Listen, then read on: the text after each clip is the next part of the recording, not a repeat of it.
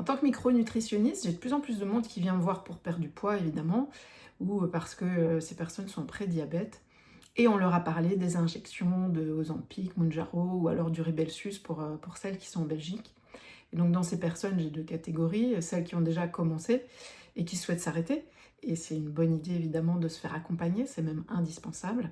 Et puis celles qui veulent éviter de prendre des médicaments, puisque les médicaments ne vont jamais sans effet secondaire. Donc déjà, en guise d'introduction, je voudrais m'adresser à ces personnes et leur dire de ne pas culpabiliser. Donc si vous avez un médecin qui vous a dit il suffit de manger moins, de bouger plus, changez de médecin. Okay. L'obésité, le surpoids, ce sont des maladies qui sont dues à l'environnement. Je dirais même que vous avez été empoisonné par votre environnement. En fait, ce qui se passe, c'est que pendant des millénaires, le corps de l'homme, il a évolué pour s'adapter à la famine, en fait. Et on ne vit pas évidemment dans un environnement où, par chance, on n'a pas de problème de famine, on est plutôt dans l'effet inverse, on a une abondance de calories, souvent des calories vides, dans notre environnement. Et donc ce corps qui s'est adapté pour survivre et pour utiliser au maximum les calories, voilà, on lui amène trop de calories et il va se dérégler. Mais le corps, c'est une machine très très fine et on peut l'optimiser, la fine-tuner, comme on dit en anglais, pour lui permettre de fonctionner pleinement. Voilà, donc après cette introduction et cette petite mise au point, je vais vous expliquer comment fonctionne la GLP-1, puisque c'est quelque chose que notre corps sécrète naturellement. Okay, donc c'est une hormone. GLP-1, ça veut dire glucagon-like peptide 1. Donc c'est une hormone qui fonctionne un peu, qui a l'effet inverse du glucagon. Donc le glucagon qui est sécrété par le pancréas. Ici, la GLP-1, elles sont sécrétées par l'intestin. Et elles vont avoir l'effet inverse du glucagon, c'est-à-dire qu'elles vont apporter la satiété au corps. Donc comment ça marche? Dès qu'on mange, en fait, on va avoir l'intestin qui va capter qu'on vient de manger et il va envoyer un signal au cerveau. Vous savez, on a une communication, l'axe intestin-cerveau, vous en avez entendu parler.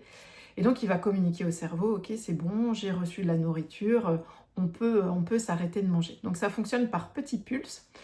Et cette hormone qui est donc sécrétée dans l'intestin, elle va avoir une durée de vie assez courte, 1 à 2 minutes. On parle de demi-vie, donc ça veut dire qu'au bout de 2 minutes, on n'a déjà plus que la moitié de l'hormone qui est fonctionnelle, puisqu'on a une autre hormone qui va venir l'inactiver. Et donc ce petit pulse, voilà, il permet de dire finement au corps, ok, c'est bon, on a mangé. Et ça régule en fait la satiété. En tout cas, ça fait partie du mécanisme. Évidemment, vous savez, le corps est complexe. Ça fait partie du mécanisme naturel de satiété. Donc l'hormone qui vient désactiver cette GLP-1, elle s'appelle la DPP4.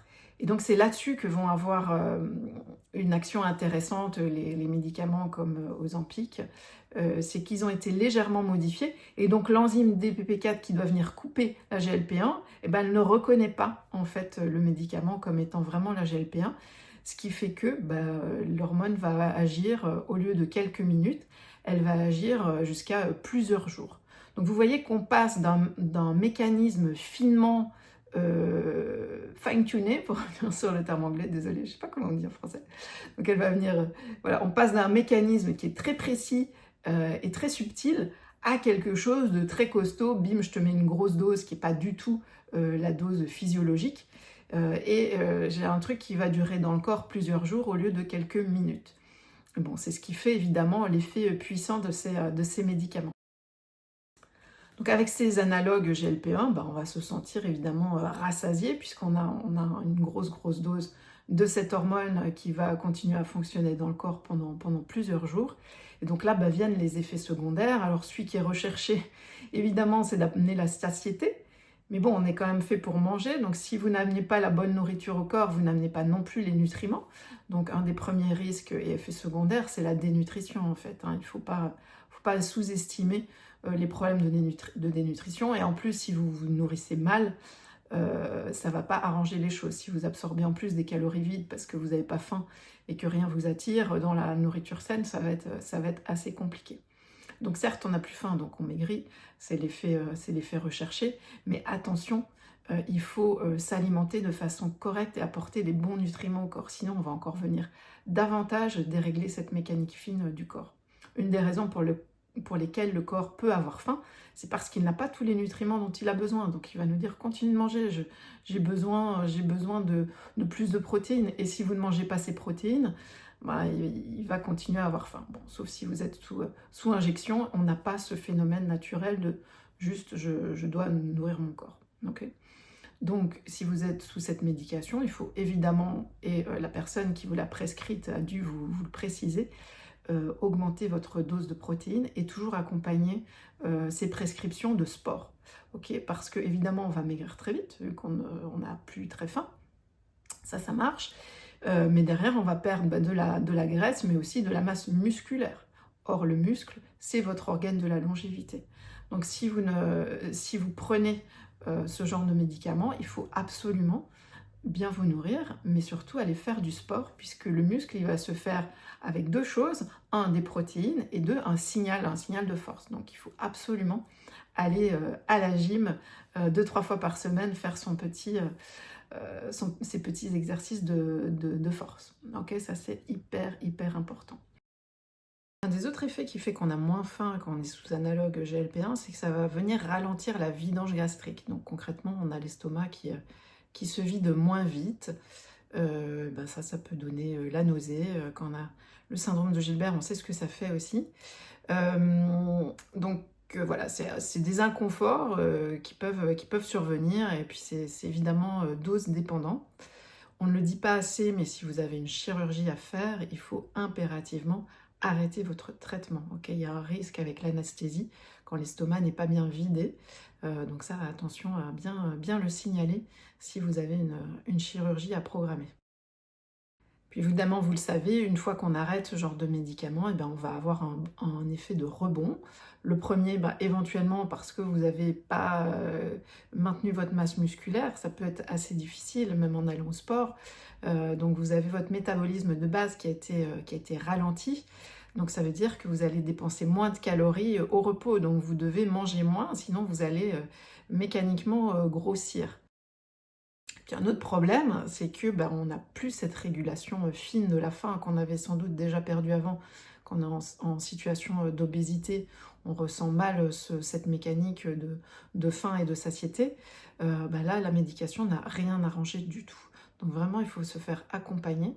Et si aujourd'hui, vous avez des problèmes justement à ressentir votre faim, il y a toute une partie hormonale, je dirais, qui est facilement gérable et réglable avec l'alimentation. Et puis, il y a toute une partie un peu psychologique, mais pas dans le sens où on a des problèmes psychologiques, dans le sens où on va pouvoir se reconnecter à son corps et se reconnecter à ses faims. Donc ça, c'est quelque chose que j'apprends aux personnes avec lesquelles je travaille. Toutes les faims ne se valent pas, on a différents types de faims, et c'est important, une fois qu'on sait les reconnaître, on va pouvoir mieux y répondre. Et ça va permettre de bichonner son corps et d'optimiser sa santé. Donc vous l'avez compris, je ne suis pas contre ces médicaments, mais on peut un peu les comparer à une béquille métabolique. Donc quand on a la jambe cassée, une béquille c'est très utile. Mais par contre derrière, il faut faire une rééducation. Donc on va apprendre à rééduquer son corps, à rééduquer sa faim, à être plus attentif à ces signaux justement de faim et de satiété. Tout ça, ça s'apprend ou ça se réapprend. Et puis on va aussi réapprendre à choisir les bons aliments, ceux qui nous amènent les nutriments. Donc comme je vous disais, le corps il fabrique naturellement de la GLP-1 au niveau des intestins. Et ça va dépendre de plusieurs choses, et notamment de ce que vous allez mettre dans votre assiette, bien sûr. Donc le premier aliment, je dirais, qui va générer beaucoup de GLP-1, en tout cas faire un pulse de GLP-1 assez efficace, ce sont les protéines. Donc vous savez, les protéines sont très importantes. Moi j'insiste pour qu'on en prenne dès le matin, parce qu'elles vont en plus jouer sur les neurotransmetteurs. Mais voilà, pour la satiété, les protéines, vraiment, c'est très efficace. Donc amenez les protéines nécessaires. Okay, on va compter 1 gramme, 1,5 gramme de protéines par kilo de poids sain. Okay, donc pour une personne, moi je fais 60 kilos, j'essaye de manger 90-90 grammes de protéines par jour. Okay, et ça ne veut pas dire 90 grammes de poulet. Okay, pour avoir 30 grammes de protéines, je dois manger plus de 130 grammes de poulet. Donc on n'a pas 100% de protéines quand on mange de la viande.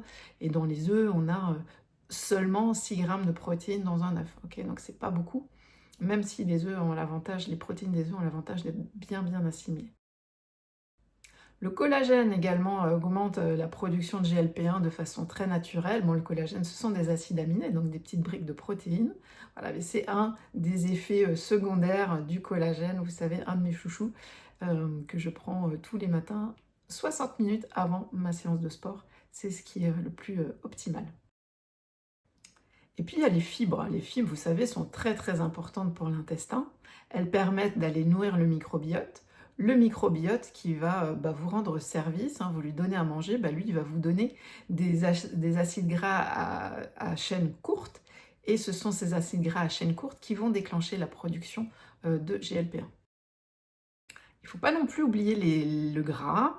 Vous savez, le gras, c'est la vie. Les bonnes graisses vont avoir un effet amplificateur sur les récepteurs, cette fois, de la GLP-1. Donc, les bonnes graisses, vous savez, c'est l'huile d'olive pressée à froid, idéalement bio.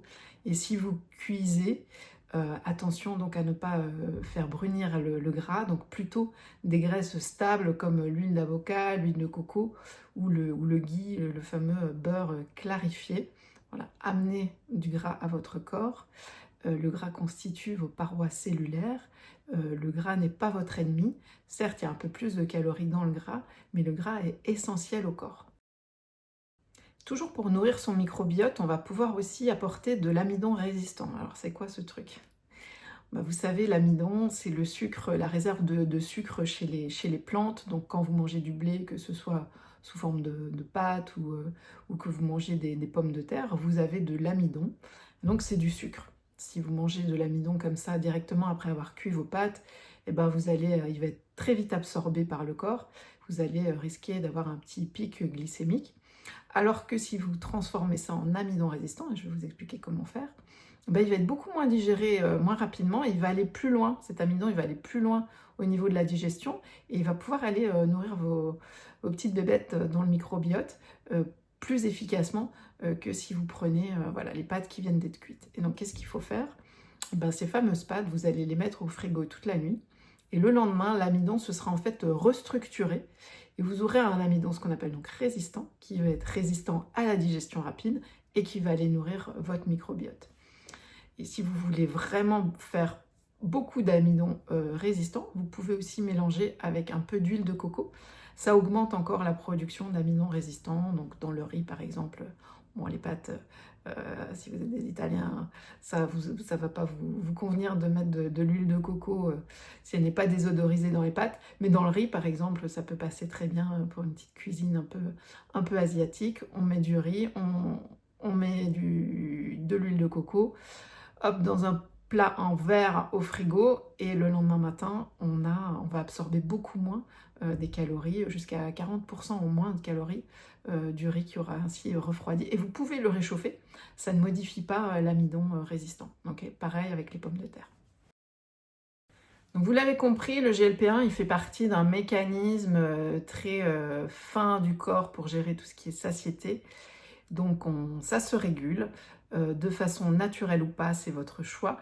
Mais en tout cas, faites-vous accompagner.